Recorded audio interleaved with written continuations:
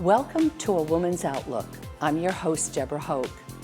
Today we're going to talk about a public health crisis that's been happening for years.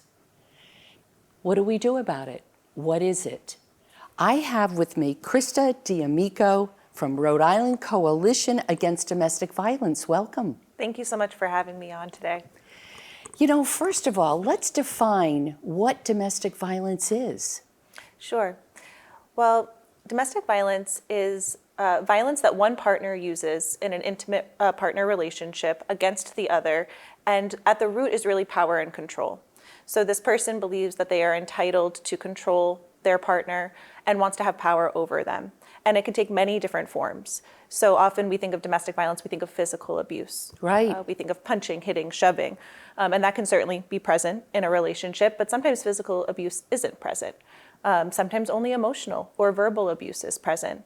A lesser known form of abuse is financial abuse, where one person has power over all of the finances. Oh, okay. And when we think about teen dating violence, digital abuse, technology abuse, right? We know young people spend a lot of time in online spaces, a lot of time on their smartphones. So abuse can be happening through the use of technology devices, and that's known as digital abuse. You know, we have that myth out there that the victims are female. What do you say to that? Sure, that's a great question.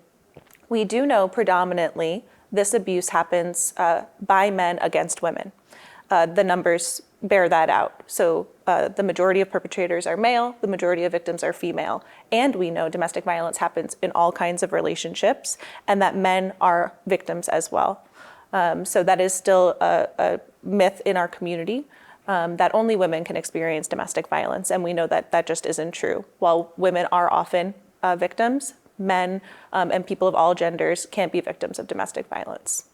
There's a PSA that you brought along, you know, with men speaking. Let's just take a minute and have our viewers take a check out of this. People look at domestic violence as like a women's issue. It's a men's issue. If you have this perception of like, you know, what it means to be a man, when it comes to being in a relationship with somebody, you know, that could really affect it in a negative way. They feel like they need to show that they're stronger than and more powerful than or more important than their partner, and that's kind of how things will escalate. There's a majority of good men out there, but they don't say anything in those moments.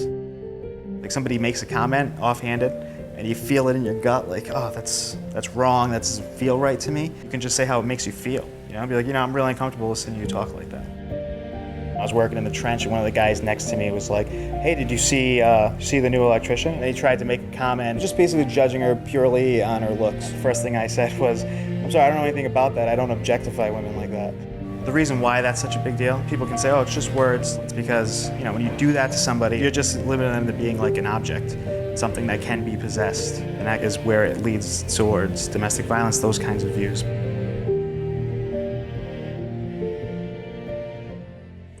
Seeing that, where does that begin? It just doesn't begin when they become, quote, a man. You know, what have you found or where it starts of that abuser? Sure. So we talk a lot about most men are not violent in their relationships. Most men are nonviolent. They believe domestic violence is wrong. But they don't see that they have a role to play. So we say most men are not violent, but many are silent in the face of domestic violence. So they may see, or related behaviors and attitudes against women, towards women. So they may see a friend make a joke that is degrading towards women, and they think, well, it's just a joke, right? We hear that all the time. So they don't say anything. Or they hear them talking about their partner in a way that is disrespectful or unequal, or might see that they're not doing as much childcare, for example, at home, or they do manage all of the finances, right? They see some of those tensions, but they don't speak up because they don't see that they have, that's none of their business, right? We hear that a lot. It's none of my business. That's their relationship. But they also don't see necessarily that those things connect to the bigger issue of domestic violence or that they have a role to play. So when you ask, where does this begin? It really goes back to how are we socialized as men and women, as boys and girls? And this begins at a very young age, right? We see boys, 5 or 6 years old, stop playing with dolls and start only playing with trucks, and girls, stop playing with cars and trucks and only playing with dolls, or gravitating towards certain colors, pink and blue, right? And there's nothing inherently wrong with, with any of these things, right? We should all be able to have all of these experiences. And you might ask, well, how does that connect to domestic violence, right? It's when we see we must be in these rigid gender roles that are reinforced by society, where men have power, they can only express anger or aggression, they're not able to express the full range of emotions. Dominance in relationship is encouraged, the use of power and violence are encouraged to get what you need or want. Women are socialized to be more submissive, more of a people pleaser, right? To take more direction. So even at a very young age, these ideas begin to be instilled in us. And that doesn't mean that everyone then becomes someone who uses violence in a relationship, right? Domestic violence is very complex. This is just a piece of it, the way we are socialized across gender. But there are a variety of factors that increase the risk someone would use violence in a relationship, and that's just one piece. Now, I'd like you to give some statistics. Of course, the state of Rhode Island, and of course, we'll show Massachusetts also. But it's very scary. I didn't realize the enormous amount of domestic violence cases. Let's share that with our viewers. So in Rhode Island, 1 in 3 women and 1 in 4 men report having experienced domestic violence at some point in their lives. So physical violence, sexual violence, or stalking by an intimate partner. These numbers do not even capture emotional or verbal abuse, right? We're just looking at those severe types of physical, sexual violence and stalking. Those are extremely high numbers. So that means if you know 3 women, 1 of those women is likely to have experienced domestic violence. That's scary. And when we look at teen dating violence, 1 in 7 young people, high school students in Rhode Island, are reporting having experienced dating violence. And these are the young folks who have dated within the past 12 months. So it excludes folks who haven't been in a relationship. But those who have dated someone in the past year, 1 in 7, it's a little over 14%, report having experienced dating violence. So these numbers are alarming, and often they are surprising because we still don't talk about this form of violence in our communities very often. It is very prevalent. It has long-lasting impacts even beyond the relationship. And yet, even with how prevalent and serious it is, we're not talking about it enough because there's still a lot of stigma around this particular issue. There is, and as you said, our teens, our youth. And when you begin, when do you begin? I think within the school, and you see a lot, I can imagine the 6th grade, you used to say high school. Sure. Now it's not just high school, it's junior high, and it's getting earlier, which is a scary thing, first of all. But that type of thing of teaching self-respect, of bringing some of the programs in so they can recognize some warning signs. What are some of the warning signs for our teen and youth to look at, or even a parent to look at? Sure. Yeah, so it's very important to learn more about the warning signs that can help us identify when something may be a red flag for abuse in a relationship. So warning signs of an abusive dating partner might be extreme jealousy, excessive possessiveness over that person. So everyone gets jealous in a relationship, right? Especially as a young person, you're still learning, you're figuring things out, you're learning about yourself. What we try to do is, okay, jealousy comes up. It's a natural feeling when you really care about someone, right? And especially as a young person. So what do you do with that, right? What's a healthy way of acknowledging that's something I'm feeling? And then how do I communicate about that, or how do I work through that? But someone who is excessively jealous to the point that they're highly controlling of their partner. Another piece is isolation, so isolating them from their family and friends. I care about you so much, I just can't stand to be away from you. I want to be with you. What a great feeling, that Sure. a young person goes, he or she only cares about me. Isn't it wonderful they want to spend all this time with me? But it really isn't. Right, and I think that that is something that a question we often get is why doesn't the person just leave this relationship? It's an abusive, unhealthy relationship. Why haven't they just, cut it off? Because the abuse doesn't happen all at once, and it often doesn't happen at the very beginning, right? So the person is very charming, loving, caring, attentive. They learn about who you are. They really ingratiate themselves to you. And you start to form a very close bond. And, you think that this is true love. And especially as a young person, again, you're looking for that validation and that love, getting a lot of messages from society and media that this is the ultimate goal, right? Is to be in love, to be in a relationship. And then over time, that abuse starts to happen in subtle ways. So I don't want you, going out with your friend. I don't think that person is a healthy influence for you, right? Or I don't want you to wear heels out because, someone might look at you a certain way, or it might put you in danger if I'm not with you, right? And then the next time the person tries to go out in high heels, I told you that's not allowed, right? You're not going to go out with your friends wearing that. This is how I expect you to dress, right? And it's very subtle. And then the next time it might be, I already told you this, and maybe there's a physical altercation, right? Even punching a wall or punching a door, not necessarily harming that person, right? Mm-hmm. And again, you're thinking, well, it's framed as it's coming from a place of care. They care about me this much. They want to protect me. Also, they only want me to themselves. They don't want anyone else looking at me, right? So it's easy to rationalize those things because we're moving through the world. We're, doing our best. We're living in this relationship. When we take a step back as we are today and we look at it from the outside, it can be, okay, well, how does this happen? But it's because it's gradual and it's subtle. It doesn't start out like that. If that was your first experience on a date where someone was very, angry or harmful to you, you probably would not see them again. Right. But that is not how abuse occurs, right? It builds up slowly over time. Now, the other side of the coin is sometimes we meet someone and they have some issues. It could even be as light as studying or getting good marks, or I'm going to help him or her. Sure. They could have any type of an issue within themselves. I'm going to show a better way. Does that happen and lead into any kind of domestic violence? I think absolutely. I think that it's natural for us to, when we care about someone and we want a relationship to work, we believe we can change someone, right? Or their love for us, they love me so much. And that's part of the cycle too, where there's an incident of abuse or of, harm or threats. And then it's apologies. And it's, I realize what I did was wrong. And I want to change. And I will change. And I'm committed to change, right? From the part of the abuser.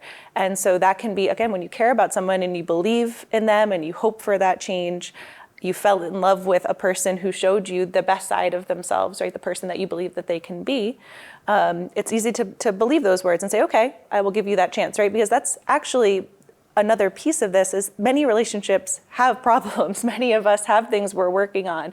We're not always 100% everyone living in a healthy relationship, right? Just because there's not abuse present, we're always working on our communication skills. Right. We're two different people who are working on ourselves and trying to be in a relationship together. So I think that's another challenge when you're a victim of dating violence or domestic violence.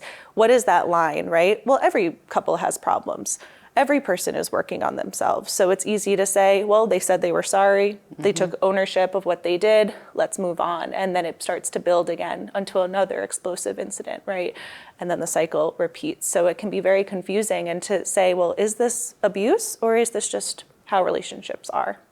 It's very scary because it's just a very fine line. And you don't really know how to recognize it. And your friends will even tell you. But at that point, you're going, I don't want, I don't hear it, I don't see it, you don't understand. Sure. And what does a parent do? I mean, because I have to say, I'm one that I think when my mom or dad used to tell me, I can't do it, I did it. You can do it? Nope, I'm not going to. So how do they combat that?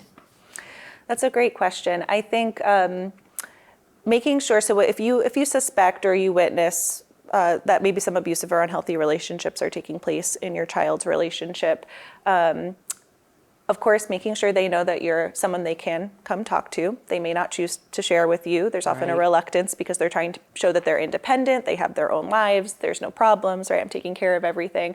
But at least making sure they know that channel of communication is open, that you'll be non-judgmental, and that you'll connect them. If you don't want to share with me, let's connect you to another resource.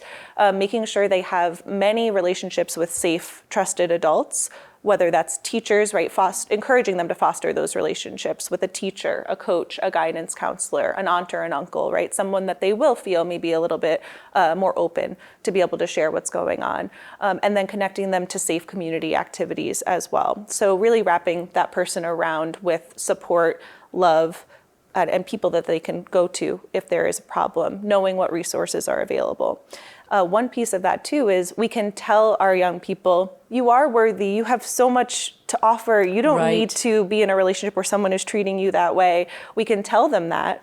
But again, we know when, not even only young people, adults too, that means everything to you when someone tells you they love you and you feel like you're, in this loving relationship. You finally, have someone in your life. So you can hear that, but it's not necessarily going to translate to, okay, I believe that I shouldn't be treated this way. So what we have to do is give them ways to experience that worth and value out in the community or at school or in sports, right? So we can't just say the words. We have to foster leadership opportunities for them. That's why we often promote after-school programs where they're holding space for young people to learn about healthy and unhealthy relationships, learn about these dynamics, but then also, okay, what issues are impacting you most at school? What can you do about it, right? Oftentimes we have peer advocacy programs where young people learn about dating violence and then they present to their peers, right? Because the message is they're going to hear the message differently from another young person. So let's help them be leaders, help them use their voice, because then they're not only going to hear it from their parent, I'm worthy, I have value, my ideas are valid, they're going to feel that when they go out into the world and get that actual experience. So we talk a lot about, it's not only about education, it's about having environments that foster leadership and self-worth and self-esteem within our young people. We're going to take a quick look at a video that you brought from Arise. Great. Hi, my name is Laurel Butler. I'm a lead organizer, a part of Arise. My name is Samia Nash. I'm a youth organizer with Arise. My name is Rosie Ock, EY, and I am a program director with the Alliance of Rhode Island Southeast Asia for Education, Arise. So Arise's main mission is to organize and mobilize students of color in our neighborhood to advocate for their own education. We started off with literally after-school programming and summer programming. Now we're immersed in national work, local work, and coalition work. So everything about the organization has evolved at some level. Just seeing young people sort of be part of the evolution of the organization, and that I do not need to represent Arise, that young people are repping Arise.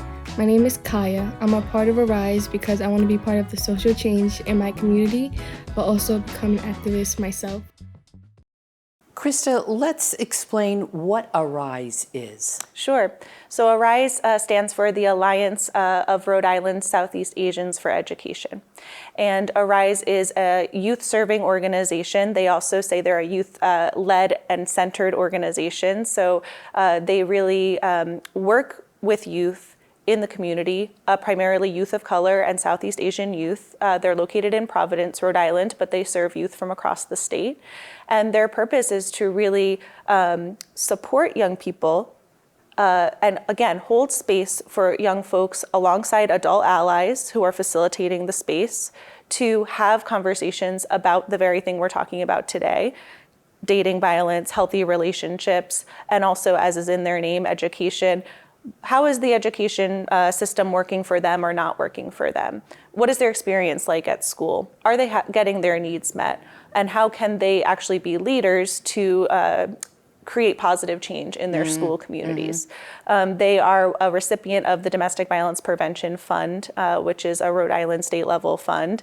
And with that grant, they created the Hidden Lotus program. And so that is an after-school program where young folks come together, they sit in a circle, they're vulnerable with each other, they have that safe and brave space where they can say, this is something I've experienced, or ask questions, I've had this experience, or I saw this. What's up with that, right? Is that healthy? Is that unhealthy? And the adult allies share, they learn just as much from the young people as they are able to put in the space, Absolutely. right? Because we're all still learning too. And I think that's one thing that Arise and some other youth serving organizations do so well in Rhode Island, and I'm sure in Massachusetts as well, adults are modeling that vulnerability. We haven't figured it all out either, right? And so again, in addition to educating, talking about healthy relationships, we have to try to model that. And so we have to try to model respect, right? You can't teach a young person about respect and then not treat them with respect. So True, absolutely. these spaces do such a good job about providing information, but then also asking questions and saying young people have ideas, wisdom, experience to share. They can help us solve these problems, right? These issues are impacting them directly. So let's engage them to co-create solutions for these issues as well. And Arise happens to focus on the education system, but the work that they're doing with the Domestic Violence Prevention Fund, specifically around dating violence prevention, is really incredible as well. You don't realize how important it is because, and statistics show, very few victims break the cycle. So they go from relationship to relationship or stay in one for 20, 30 years. Sure. But that only not affects them, it affects if they've had children. And because then you're looking at something that's happening or the way one treats one another and the abuse, whether you said like it's not always physical. Right. It can be mental and emotional. And I think that's even harder to cure or take away from someone. I feel that your physical can be healed, Sure. but your emotional and mental, what do you say about that? Sure. Well, I think, again, from the outside looking in, we often ask the question, why doesn't that person leave? Or why did they, how have they ended up in another relationship where they're experiencing abuse? And for some of the reasons we've already discussed, that this, again, doesn't happen overnight or doesn't happen on the first date, right? This is subtle. And at that point, there are many barriers. So you mentioned children. If you have children in common with the abusive partner, not wanting to break up the family, they might be the primary earner for the household. So domestic violence and homelessness are very closely related. Domestic violence is a leading cause of homelessness for women and children. Wow. So they have to choose between having shelter and staying in an abusive situation or getting out of the abusive situation and having nowhere to go. It's so sad. Right. And so we don't see all of these barriers as folks asking that question. Why don't you just leave? It's not that simple, right? There are so many barriers. Fear, of course, is a very big barrier. Not knowing what that person is going to do. Again, they're trying to control you. So when you say, I'm going to leave, or you actually try to leave, they are now losing control. And so their violence may escalate. And that's actually one of the most dangerous times for a victim, is that breakup or that attempt to leave the home if it's a domestic violence relationship or an adult relationship. That can actually be one of the most dangerous times, and the risk of homicide even increases at that time. So we can't underestimate that fear. All of those things that person has said, if you leave me, I'll do ABC, not only to you, but to the child or to the pets or to other family members. And of course, love and hope for change is another barrier, which we've already touched on. But we'll also hear from survivors, I no longer loved this person. I had moved on from that piece, but I was in fear for my life, right? So we often say we shouldn't necessarily be asking, why doesn't this person leave? We should be asking, why does this other person choose to abuse? And think that that's okay, right? Where does that come from? And let's try to disrupt the root causes of that abuse. I've never thought of it that way. Now, and another myth, there is no class of people, there is no specific nationality when it comes to a victim or abuser. Right. Yes, domestic violence affects people of all ages, backgrounds, ethnicities, socioeconomic status, which again, there's many myths around who is the victim or who is most impacted or which communities does domestic violence happen in. In Rhode Island, and I'm sure it's similar in Massachusetts, every city and town shows calls to the police when we look at that data for domestic violence and domestic violence arrests. So we can say it's happening in every city and town, and that's only what's being reported, right, to law enforcement. Which is sad. Right. Because people are keeping it, a lot of them are keeping it to themselves. Oh, he'll cool down, she'll cool down. Sure. And when you have children involved, I think, and of course, as you said, it's built over a period of time. But if they could only get in their mind of what's being created for their children within themselves, that it's the fear of being homeless, or and if that piece was taken away, if they could only concentrate on what is the best for my child or children, I think you could be it. But a lot of them are pulled in so many directions of what to do or how to do it. And the fear, I think, comes in a lot, where what is he or she going to do? Especially you hear of many more cases when that happens. There is the Katie Brown Foundation. Why don't we tell our viewers about that? Sure. So the Katie Brown Educational Program, I believe they're based in Fall River. They do a lot of educational work in Massachusetts, also in Rhode Island. They actually serve on our state leadership team for prevention because they do so much work in Rhode Island. And they're really focused on educating young people, middle school and high school youth, about everything we're talking about today: warning signs of dating violence, what is an unhealthy relationship, and also what is a healthy relationship, right? And they really focus on not just a one-time workshop or auditorium, assembly with young people. How do we have maybe a week-long or a 2-week-long immersive experience with a group of young folks? Because research shows that those sort of one-time educational experiences aren't as impactful and aren't as effective. I agree, so we need to absolutely. so we can really get to know the people that we're working with and have, deep and meaningful conversations, and that takes time. So I'm sure they would love to do a year-long, immersive program if they could, but the fact that we have some schools that will say this is important, we're going to build this into our health class, or we're going to build this in to another course, really taking that time. And they do incredible work to make sure our young people have this information. The Lindsay Ann Burke Act. Explain that to us. Sure. So the Lindsay Ann Burke Act is Rhode Island's comprehensive teen dating violence education law. It requires all public middle and high schools to have a policy in place on how to respond to incidents of dating violence. And it also requires all school building adults to be trained in what dating violence is, how to implement that policy.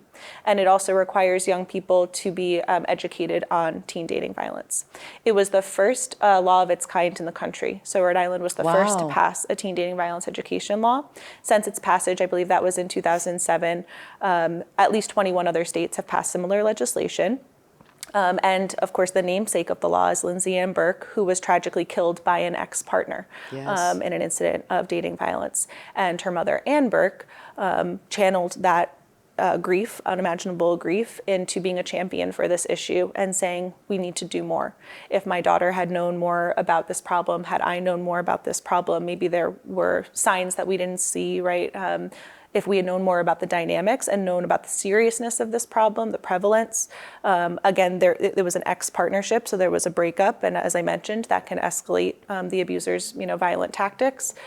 So just incredible advocacy, where she worked with the Attorney General, the General Assembly, and was able to get this law passed in the wake of this tragedy. That's the thing, is we act on something, we don't do the preventive. Right. And we wait for a tragedy to happen, and you can't go back. And that's the sad thing. But I'm hoping that because of these numbers that are increasing at a high rate, that we start with our youth, because that's where it begins. Right. And if we had some of that, like you said, you can't just do a seminar, because to tell you the truth, if I sat in a seminar when I was in high school, I really didn't listen unless I was really interested in that. But for anything to be instilled, you need to do it over a period of time. Right. And I don't think it just should be one grade. If you start with the 6th, it should be done in the 7th and the 8th and the 9th and through high school. Because it happens straight through. And as you said, it happens over a period of time. Right. Does the economy affect domestic violence? That is a great question and a big question.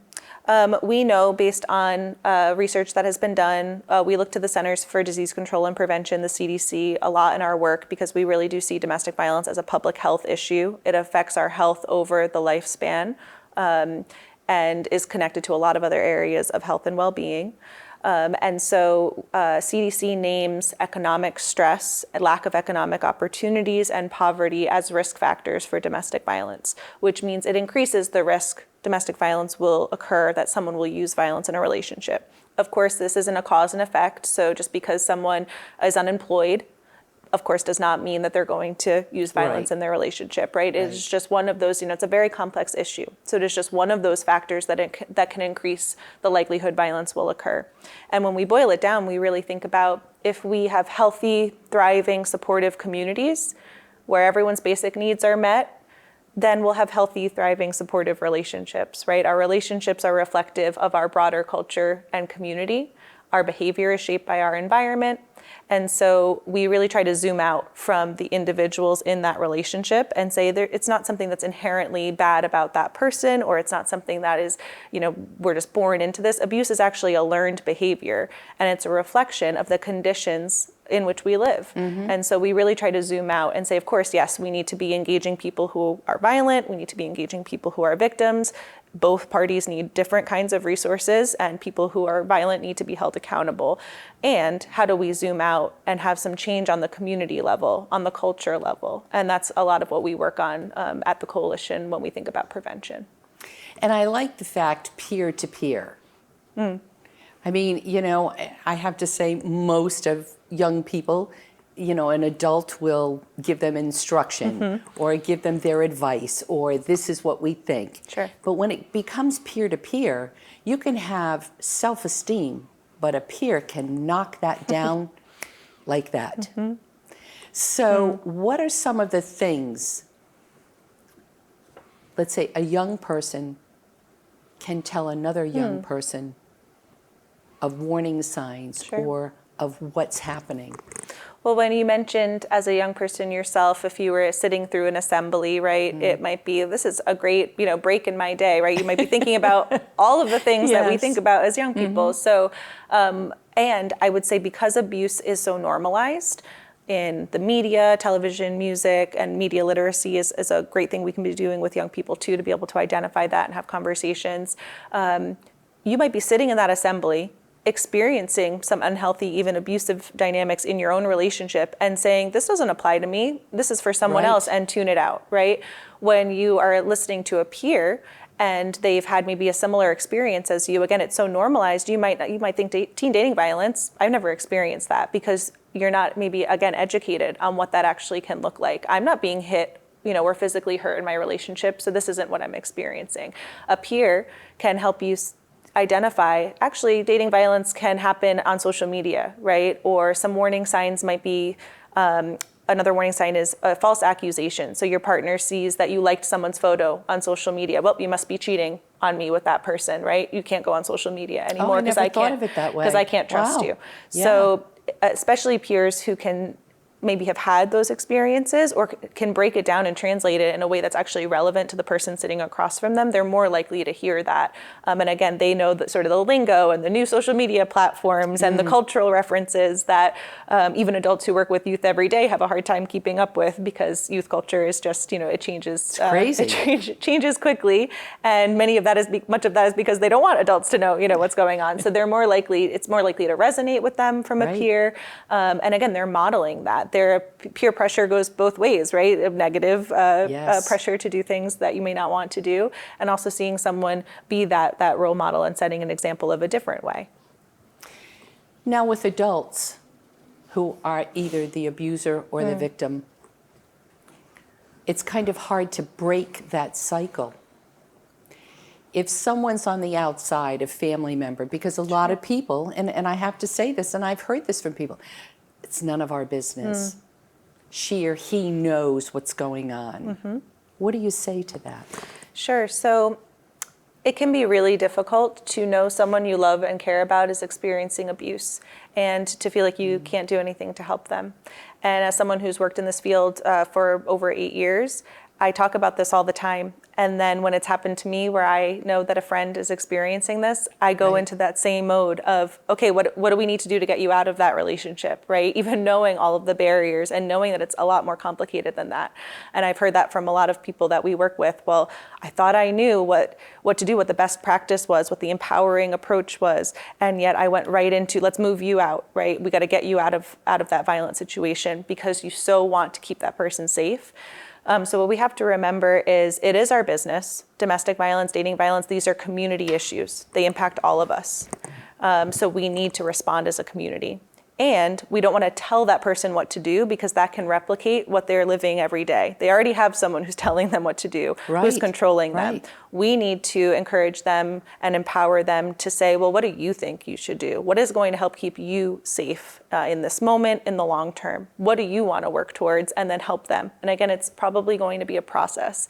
The last thing we want to do is say, if you don't do X, Y, Z by this point, right, give an ultimatum, I can't support you anymore. And that can happen because we get so exasperated and say, well, I'm here for you. I'm hearing how much pain you're in danger, and yet you're still in the relationship. So we often cut off support. And there is a balance because we have to keep ourselves, we have to check in on our own well-being too, because it can be draining and challenging to support someone going through any kind of crisis, not only domestic violence. So there certainly is a balance where we don't want to overextend ourselves. We need to keep ourselves safe. And we don't want to cut off support. We don't want to give an ultimatum or tell the person what to do. That's it, is the ultimatum, because again, it's giving someone, and I'm not sure that they, in their mind, can make that choice. Sure. And when they have children, that can be dangerous. Right. Because now it's, what does the outside person do when they know it's affecting the children? Right. What do you give in that advice?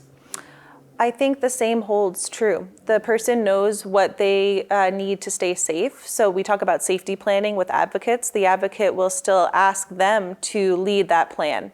So if this were to happen, where would you go? What would you do? How would you keep the children safe, right? Do the children know what to do in this situation? So developing a safety plan with an advocate is a great tool because it's really customized to that person's experience and their lived experience, right? They're the experts in their own situation.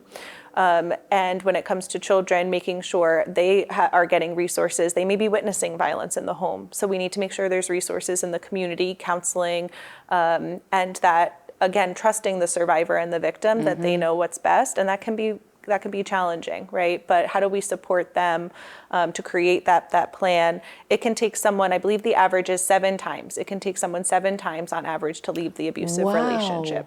So we have to keep that door open and say, when you're ready to leave, if you're ready to leave, I'm here. And maybe you have the ability to give them a safe place to stay, or maybe you can help make that call to an advocate, because that first call or any call along the process can be really hard to make. So let's reach out to someone and see what shelter options are available, or maybe you're able to offer that person a safe place to stay. Now, if there's anybody out there, whether it's a family member, a friend, or even the victim, where do they go? And what do you have for them to be able to sit back, and sometimes reading something kind of will resonate also. So what's available? Sure. So in Rhode Island, at the Coalition Against Domestic Violence, we are a coalition because we are made up of 10 member agencies, and the same is true for Jane Doe Inc. in Massachusetts. They are the Massachusetts Coalition. And so we're fortunate to have this infrastructure where we have coalitions working on sort of the state level, so laws, policies that are going to keep people safe, public awareness campaigns that can direct people to resources, trainings, prevention efforts, and then we have member agencies who provide direct services to survivors and victims. So shelter, emergency housing, counseling and support groups, even how to navigate the court system, or law enforcement if someone does want to report or needs to access the courts for a custody case. So that is what our member programs do. In Rhode Island, we have member programs throughout the state. I'm sure it's similar in Massachusetts, different locations, community. They're really meant to be centered in the community. So they know not only the area, so someone can easily access the organization in their area, but they know what the other resources are. So someone may be coming to a domestic violence advocate and then say, I'm really struggling to make ends meet. they can help make a referral to a community action program or help get them set up with food stamps or make sure all of those needs are met through a wraparound referral process. So we didn't always have these organizations, right? There was no helpline to call, there was no shelter to go to, and that wasn't that long ago. So now we have organizations in the community that are dedicated to providing these services for victims and their children. Well, we will provide that information to our viewers of whether it's a family member, whether it's a friend, whether it's the abuser or the victim. You know, the helpline, we will certainly put that up for Rhode Island and Massachusetts. Great. But Krista, give us just some overview of what you want the viewers out there to know, both whether it's the abuser or the victim. Sure. Well, I would say for anyone who is experiencing domestic or dating violence, believes that they may be in an unhealthy relationship, you are not alone. It is not your fault. You have done nothing that would, ever make anyone deserve to be treated with violence, right? So the person who is using abuse is making that choice.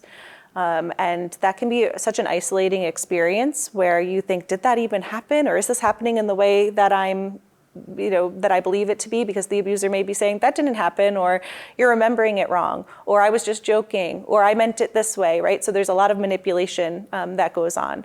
And so that's why we have these conversations and we have ways to define domestic violence so that someone can say, okay, this is real, this is happening to me, and it is not my fault. I did not cause this. We have a lot of victim blaming in our culture. What did she do to provoke the person? Or again, why didn't she just leave the relationship? She must enjoy this treatment, right? Wow. So a lot of victim blaming. And so a lot of our work is to say, you are not alone, this is not your fault, and we are here for whenever you want to access those resources, we are here for you. And then a message to the community is no matter what role you play or hat you wear, there is something that you can be doing to address this issue. And usually it's something that you're already doing. So maybe you're a parent who's active in your child's school or district, but you never really thought about dating violence or how it might impact your child and the school community. So you can get involved in the PTO, you can get involved in the health and wellness committee in your child's district, and you can be a voice for this issue and say, what are we doing? Do we have a policy in place? Are people being trained on it, right? You can be a champion for this issue. Another point I like to make is that dating violence is connected to other risk behaviors and forms of violence. So in Rhode Island, we see data that shows anyone experiencing dating violence is more likely to abuse substances, have mental health challenges, to be bullied, to feel unsafe and not want to go to school. So all of these things that we're trying to reduce among our young people are interconnected. And it's because the factors that increase the risk for them to happen are shared across these forms of violence. But the good news is that the things that help protect against these many forms of violence and health issues are also shared. So sometimes we feel so overwhelmed because we say there's so many issues that we need to address. Right. Bullying, youth suicide, youth mental health, especially after the pandemic with schools being closed. And so we say, how are we ever going to accomplish all of this? But what gives me hope is that by creating school environments that are inclusive, cultivating feelings of belonging among the young people there, right? Where they believe that they belong, that they have a voice, that they are leaders in their school community. Absolutely. They have strong relationships with trusted adults, strong teacher-student relationships. These can protect against not only teen dating violence, but multiple forms of violence. So often it's something you're already doing. As a teacher, you care about your students, right? How do you model open communication and build authentic relationships with your students? But you may not connect that to that's actually helping to prevent teen dating violence. So a large part of our role is just to increase awareness that a lot of what you're already doing in your daily life is helping to prevent this issue. So do more of that and help make the connection for others. Well, I want to thank you, Krista, for coming here and discussing this. And I have to say it's a public health crisis. But hopefully with these programs and getting out there, and we certainly will give that information after this program, but to be able to call for the help, to be able to reach out, but it will just give hope. So I thank you so much for coming here, and I hope someone out there will recognize and call one of these numbers if you need the help or know someone who does. Thank you for tuning in to A Woman's Outlook.